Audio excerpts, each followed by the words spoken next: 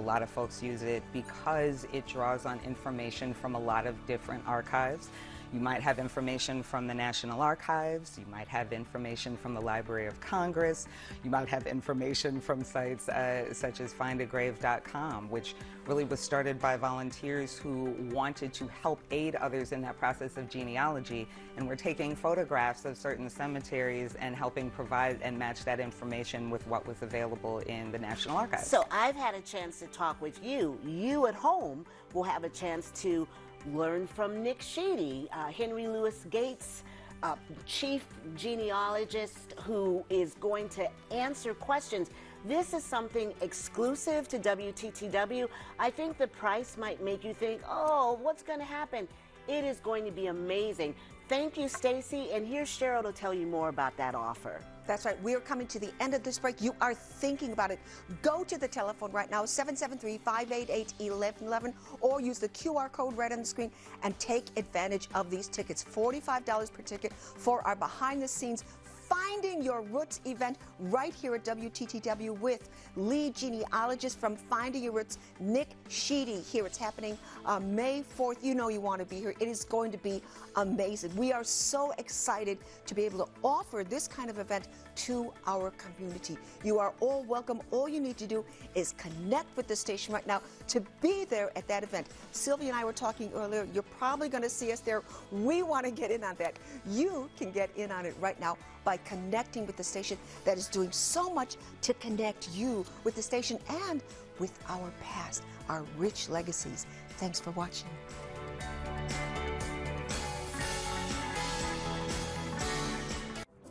Hello, Chicago. I'm Ben. And I'm Maria.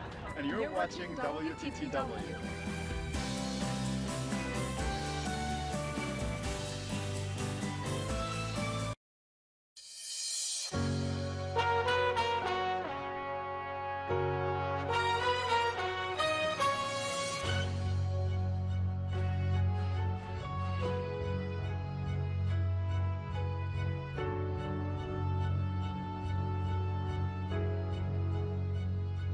Hey everyone, thanks for joining us on Chicago Tonight. I'm Paris Schutz. Brandis Friedman has the evening off. Here's what we're looking at. I've been here 33 years. I have nothing to retire on. Chaos off the court at the United Center. A labor dispute erupts just days before the Big Ten tournament tips off. It's been more than a decade since the city dissolved its Department of Environment. We ask a panel of community leaders what environmental issues Chicago's next mayor should prioritize. Will they pave Paradise and put up a new runway? Questions loom over the possible sale of Lake County Forest Preserve land to the Waukegan National Airport. Oh man, look at that. And a new special from Geoffrey Baer showcases the rich beauty of Chicago. And now to our top story tonight. Could be some major disruptions for fans that have United Center tickets coming up. That's because concession workers there are in the middle of contract negotiations with the stadium's hospitality company. Chicago Tonight's Joanna Hernandez tells us more. For decades, Jamie O'Neill has worked countless games at the United Center. I enjoy the atmosphere. You know, I enjoy intermingling with the fans and, you know, my coworkers, obviously. You know, we've become a family. No pizza! No beer! We're standing right here! On Sunday, dozens of workers walked out on a one-day strike during the Bulls game. O'Neill is one of hundreds of union employees who say they're fighting for a fair contract. We are striking for health benefits. We're striking for pension. We're striking to be equal. O'Neill says the union, Unite Here Local 1, has been negotiating a contract with Levy Restaurants since 2021. Levy is a giant hospitality company that runs food and beverage service in the arena. It was the end of January of this year when we took a strike vote, and we got a 98% yes to vote or to go on strike. On top of having no pension to retire with, O'Neill says there's hundreds of employees without health insurance. During the pandemic, O'Neill claims Levy didn't offer employees assistance. What they consider health insurance is not health insurance. What is a health insurance? They call it health care. It's essentially a clinic that you can go to. The concession stand operator says she pays $400 a month for private health insurance, a price she says many of her coworkers can't afford to pay. You know, we've dedicated most of our life to this company, and, you know, they don't appreciate us, you know, the way that we want them to. A Levy spokesperson tells us the company has been at the bargaining table more than 20 times. In the most recent proposal, Levy says it is offering a new health care program that allows workers to bundle hours from jobs at the United Center, Wrigley Field, and Guaranteed Rate Field to qualify for coverage. Levy says it is offering at least $20 an hour as a starting wage and a new pension plan, a plan O'Neill says wouldn't start until 2025. So that doesn't help me, and then you can't collect on it right away. I mean, you know, the little bit of money that's contributed into it, you know, I could be dead by then. With the Big Ten tournament starting Wednesday at the United Center, O'Neill says workers will be ready for another strike, a decision a Levy spokesperson tells WTTW they will be able to handle. Personally, I don't think they can acquire that much staff to take care of them. For Chicago Tonight, I'm Joanna Hernandez. And we're told the next bargaining session is set for tomorrow. And now to some more of today's top stories. Illinois Facebook users might soon be getting another check from the giant company. This would be part of the $650 million settlement over violating the state's biometric privacy law. Facebook cut another check this month, which should result in a little more than $30 apiece. About $43 million was left over in the settlement fund after 110,000 Illinoisans did not cash their checks from the $397 payouts from last year. A day of dueling endorsements in the Chicago mayor's race. Former mayoral candidate and 6th Ward Alderman Roderick Sawyer threw his lot in with Paul Vallis, saying that he's wary of the Chicago Teachers Union influence on Brandon Johnson. Meanwhile, Johnson secured the endorsement of longtime Congressman Danny Davis and is tomorrow slated to get the endorsement of Cook County Board President Tony Preckwinkle. And it's that time of year again, observing the unique Illinois holiday known as Kazimierz Pulaski Day. The Polish Museum of America held its annual event featuring dignitaries and paying tribute to the Polish-born Revolutionary War hero. Illinois passed a law making Pulaski Day an official state holiday back in 1977. And up next, local environmental activists on what they hope Chicago's new mayor can accomplish for the city's green efforts. That's right after this. Chicago Tonight is made possible in part by Alexandra and John Nichols, the Jim and Kay Mabey family, the Polk Brothers Foundation, and the support of these donors.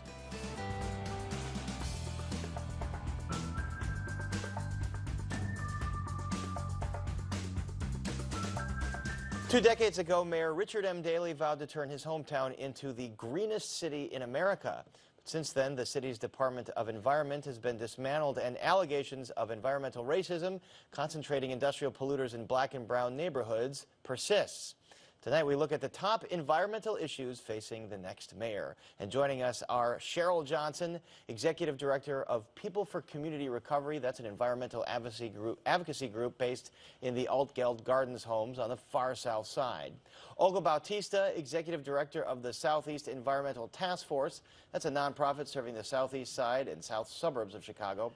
And Kim Wasserman, Executive Director of the Little Village Environment Justice Organization, Elvejo. Thank you all for making the trek up here on this Monday evening. So I'll start with you, Cheryl Johnson, just very quickly. The top environmental issues the next mayor faces in your mind.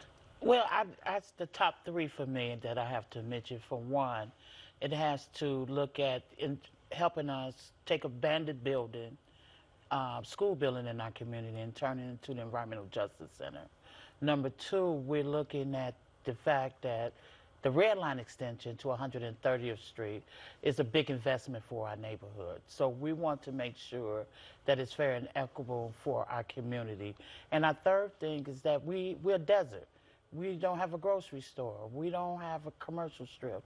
And to see if those things are going to be revitalized. So you want the next mayor to really pay attention to those issues. Olga Bautista, how about for you over in the 10th Ward, southeast side? I mean, in your intro, you mentioned allegations of structural racism, environmental racism, but it's not allegations, Paris. It's actually the HUD. HUD has actually issued a finding that the city was actually involved in moving, polluting company from a predominantly white, wealthy community in Lincoln Park, General Iron, You're talking about your former General Iron. to our neighborhood. So those allegations have been confirmed. Like what we had always been saying is actually what the federal government has also said is happening in the city of Chicago, and that has to stop. And that move, by the way, is on pause indefinitely as they kind of wade through the legal issues there, but the city did reject that permit ultimately. The shredder has not been dismantled. You know, there is a shredder there already. There's a shredder there already. We want that to be dismantled. That's something that the next mayor needs to absolutely do, because they could just flip that switch and that could be working again. So that bringing back the Department of the Environment, and we need a cumulative impacts ordinance. We need regulations that is going to prevent another General Iron, another Hilco, another catastrophe in the city of Chicago. All right, so I want to have you explain the cumulative impact ordinance in a second, but I want to bring in Kim Wasserman here. We've talked about Hilco and its impact on Little Village, that big dust plume, that report not being released by the city. So what do you want the next mayor to do? I think similarly to what Olga and Cheryl have talked about, we definitely want to see the suite of cumulative impact ordinance passed. We want the next mayor to release the IG report so that hearings can happen at a city council level. We can figure out... This is the IG report on Hilco. The IG report on Hilco. We want that officially released so that there can be hearings from city council to understand what exactly happened and ensure through cumulative impact ordinances that the same thing doesn't happen again. These are staffers who made this decision happen. And then I think lastly, we need to ban implosions in the city of Chicago. There's another coal power plant, there's the Damon silos. We cannot trust this administration to handle another implosion. Implosions need to become illegal and need to be banned in the city of Chicago. All right, so two of you have mentioned the cumulative impact study. Cheryl, can you explain to viewers what exactly that is and what you hope that leads to? Well, one of the things that it look at, the cumulative rate, how many facilities is located in the geographical area? You know, and look at its impact based on air quality issues, the PM 2.5, and those type of matters, particular matters that happen in the neighborhood. And it also look at the health disparities that is already impacted in that community, and will this be additional burden in the community based on all these other activities, industrial activities that's located in a geographical area. And so, Olga Bautista, once this study is done and it's still ongoing right now, you want there to be an ordinance to come out of it. What exactly should that ordinance say? Well, also, just to piggyback off of Cheryl, apart from just like how many, polluting companies or companies emitting things into the air are in one area, also the socio-demographic factors need to be included in those assessments and those decisions regarding zoning and land use decisions. We have to think about, like, a polluting company in one neighborhood is going to impact very differently if it's situated in a wealthy neighborhood. When in a poor neighborhood, you don't have days off from work. You don't have a car. You might not have health insurance. So demographic factors need to be a factor in how we make these decisions. So what we're saying basically is if someone is going to get an industrial permit to build in a specific neighborhood, that these things have to be taken into consideration before it's approved. Absolutely, and it also looks at what is happening within our zoning departments, permitting departments, and how do we ensure that environmental justice communities can be identified and that more protection can be given to them, and cities and the administration can be thinking about not just how to stop polluters from coming in, but actually how to reduce the harms that are currently there. And so it's a combination of both of those things. And Cheryl Johnson was just brought up the fact that there was a Department of Environment in the city under the mayor's office. That's been gotten rid of. Mayor Lightfoot has kind of alluded to wanting to bring it back. Obviously, there's going to be a new mayor come May. So why is it important to have that specific Department of Environment? Because the same thing that is happening in our community, that is harming our community, for an example. We don't just need an environmental department. We need an environmental justice department that intersect with all the other agencies and see where they are creating these harms and try to reduce those harms and the burdens that they negatively impact our community. Is important for us because it's not going anywhere. And Chicago has already demonstrated its disrespect for the black and brown community by allowing these things to happen.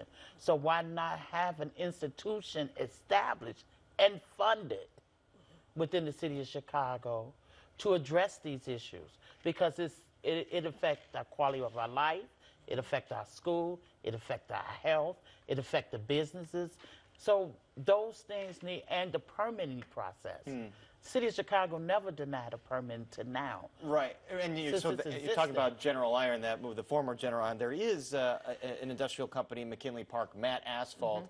They have some problems with meeting air quality standards, but they are allowed to operate there. What would you like to see the next mayor do with Matt Asphalt, obviously right next to a park and a residential area? I think one is ensure how this cannot happen again, but two, how do we deal with bad actors that are currently in our neighborhood? This isn't just about new industry. This is also about bad actors who either have massive OSHA violations or, like Matt Asphalt, have environmental violations.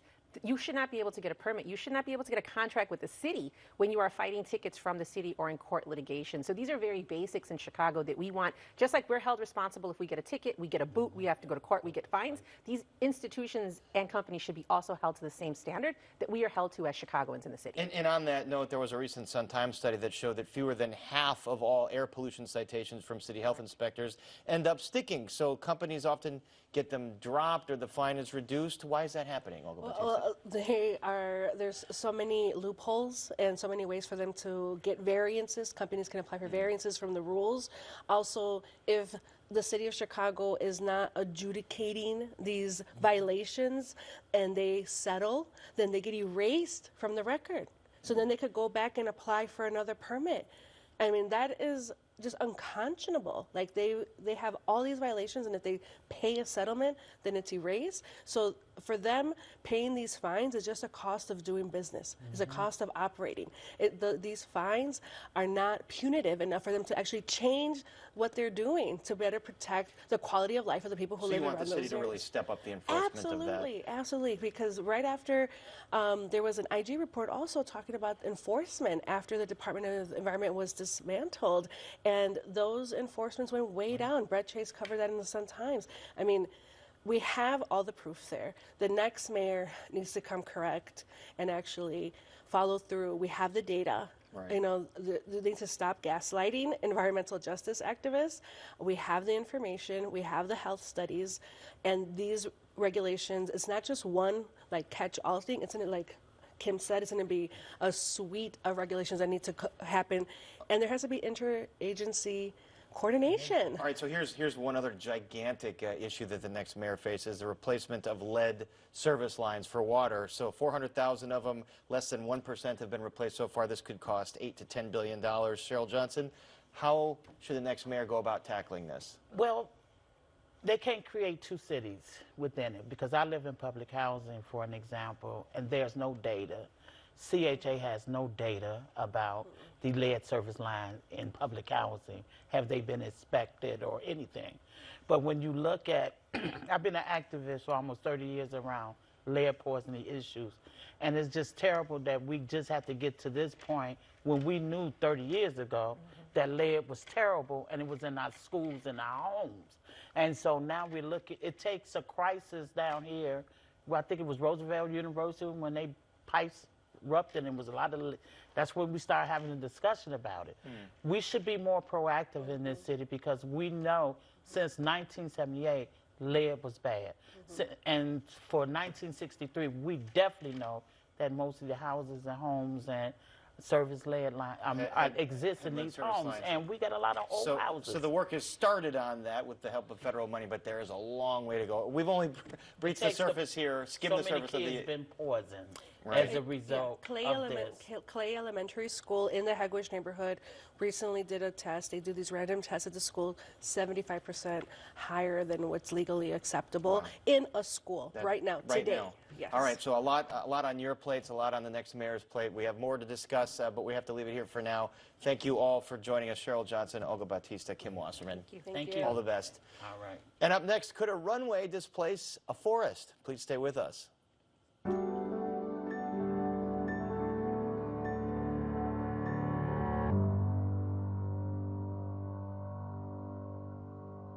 Lake County officials are in the midst of talks to possibly sell land from its forest preserves to the Waukegan National Airport. The potential sale is raising questions and also drawing some pushback.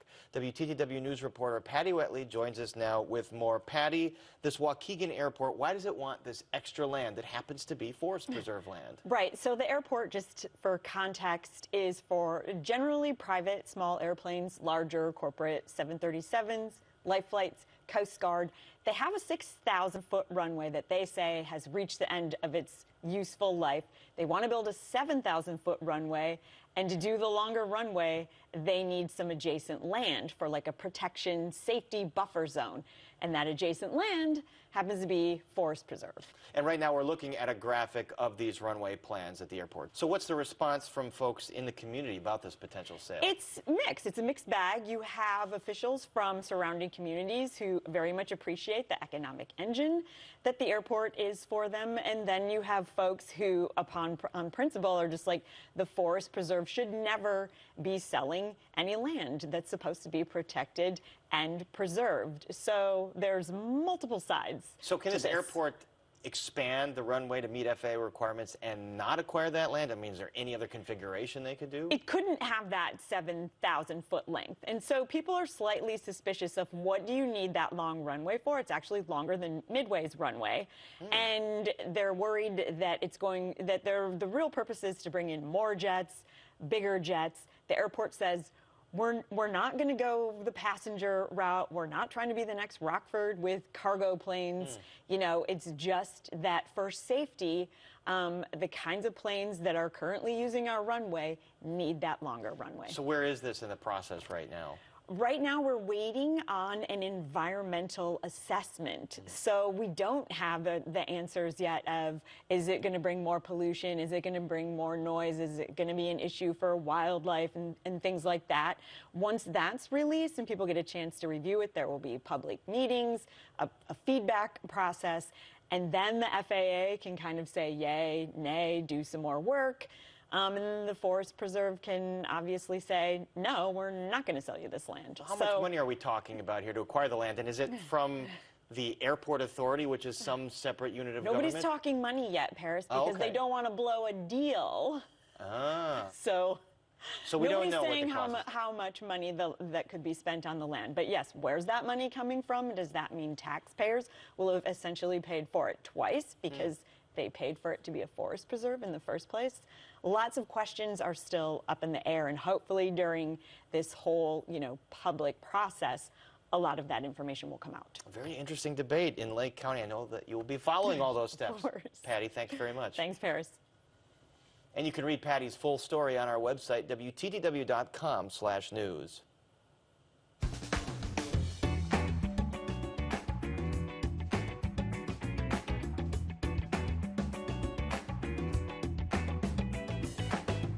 In a new WTTW special, Geoffrey Baer takes us on a tour of some of Chicago's most beautiful places. Some may be familiar, others less so. Here's a quick clip from the show featuring a building you've almost certainly driven by, but never seen quite like this. Beautiful buildings in Chicago's neighborhoods don't tend to get as much of the spotlight as the architectural superstars downtown. But architect Juan Gabriel Moreno is determined to change that. He's designed striking buildings in neighborhoods all over Chicago, like this northeastern Illinois University facility called El Centro in the northwest side neighborhood of Avondale. And joining us now is, of course, Geoffrey Baer. Geoffrey, of course, I have never seen that building quite from that perspective. Isn't that great? And I drive by it every single day. So, as far as I understand, you employed the latest scientific technology to come up with the objectively most beautiful places in Chicago, right? Yeah, I put a bunch of slips of paper in a mason jar and I shook them like this and pulled them out. And no, it's an intentionally provocative title. Like, did we really find the most beautiful places in Chicago? We want to get a conversation going, so we can't get nearly everything. This is Jeannie Gang's St. Regis Tower, this beautiful, gorgeous building. So many buildings and then houses of worship and natural areas. But there'll be a lot of debate about it. And throughout this film, there's a lot about the rich immigrant experience in Chicago. So how did you weave that into this discussion about beautiful places. Yeah, I mean, that's kind of what emerged as we were making the program, this idea that, I mean, there were a lot of downtown buildings you just saw, but really it's sort of this melting pot of immigrants that have come to Chicago with their ideas of beauty from all over the world. This is a park that was designed by a Chinese-American, wonderful landscape architect, Ernie Wong, and then he also designed Ping Tom Park in Chinatown, which is also one of our beautiful places where Ernie got to explore his own Chinese-American heritage. He'd never even been to China until he was in his 20s, and it was really a cool experience for him. So Geoffrey, out of all these specials that you've done, you've seen every corner of the region. Does anything still surprise you? Did anything in this project surprise you? You were like, I had no idea. Absolutely. Well, this is an abandoned steel mill that we just saw, and then this beautiful Hindu, it's called a mandir, Hindu temple out in Bartlett. This is entirely handmade in India, hand carved from marble. So yeah, there were all kinds of places. In fact, there was a mosque that I had never even heard of. We might be seeing There's a the clip Baha'i of it. Temple.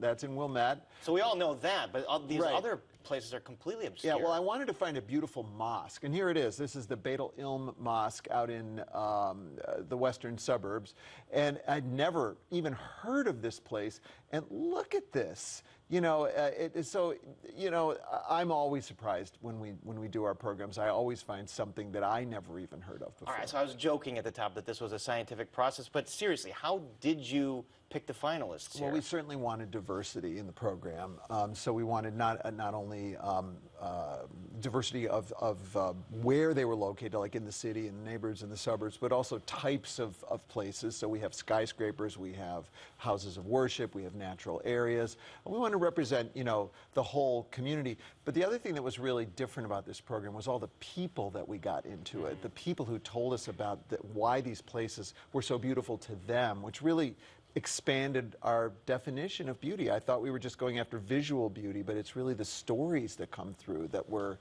so meaningful to me. A lot of stories, but that being said, as with all of your specials, it is visually beautiful. Beautiful Yeah, it certainly is. You're up in an airplane at sunset. Yeah, at the very beginning of the show, this pilot in a little Cessna airplane wants to show me his favorite view of Chicago. So, I mean, I'm an aviation geek. Right. So I'm always the guy like looking out the window, fly for 15 seconds. I saw you were taking pictures on your iPhone. Yeah, but you know, here I got to fly up and down the lakefront for 45 minutes. Wow. At sunset. You know, yeah, I was so excited I forgot to interview the guy.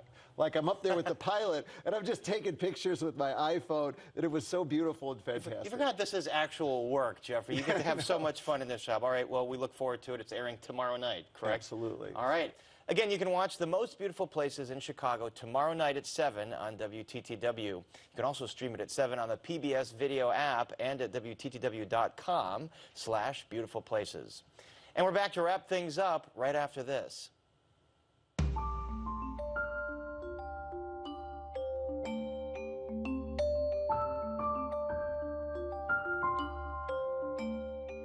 That's our show for this Monday night. Please join us tomorrow night live at 10. Why Illinois lawmakers are considering tougher standards for rideshare companies. Plus the harrowing stories of 3 local doctors just back from Syria and Turkey following the devastating earthquakes. And now for all of us here at Chicago Tonight, I'm Paris Schutz. Thank you so much for watching. Stay healthy and safe, and we'll see you tomorrow evening.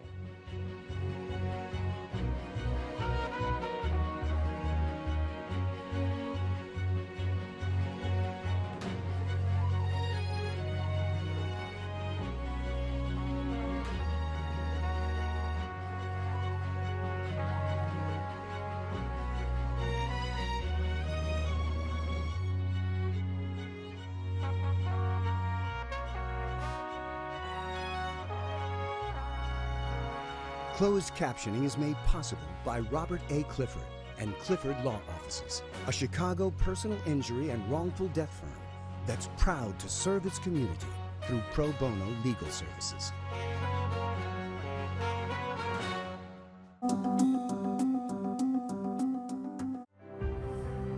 I took vows that will shape my life.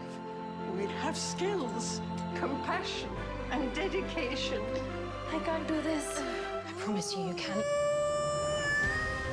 I I just needed one familiar thing I could lean on, and it was you. I am your midwife, and my overwhelming concern is for your well-being and for that of the baby. Donata's host midwife speaking. New season coming March 19th to WTTW. Whether it's the clean, modern lines of Frank Lloyd Wright and Jeannie Gang, where do you start? Unbelievable. Or the over-the-top opulence of styles from history. It's an engineering marvel. Yes.